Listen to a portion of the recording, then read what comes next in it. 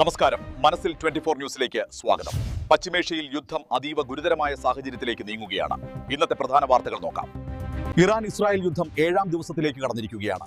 Tehran, Bandar Abbas ഉൾപ്പെട്ടുള്ള ഇറാന്റെ പ്രധാന നഗരങ്ങളിൽ ഇസ്രായേൽ ശക്തമായ വ്യോമാക്രമണം നടത്തി. ഇതിന് മറുപടിയായി ഇസ്രായേലിനും US സൈനിക താവളങ്ങൾക്കും നേരെ ഇറാൻ മിസൈലുകൾ വർഷിച്ചു.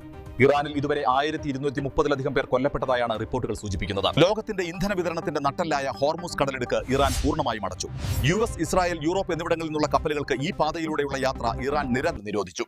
ഇത് ആഗോളതലത്തിൽ ക്രൂഡ് ഓയിൽ വില വർദ്ധിക്കാൻ കാരണമായേക്കാം. യുദ്ധ സാഹചര്യം കണക്കിലെടുത്ത് ഇന്ത്യയിൽ നിന്നുള്ള വിമാന സർവീസുകൾക്ക് കടുത്ത നിയന്ത്രണങ്ങൾ ഏർപ്പെടുത്തി.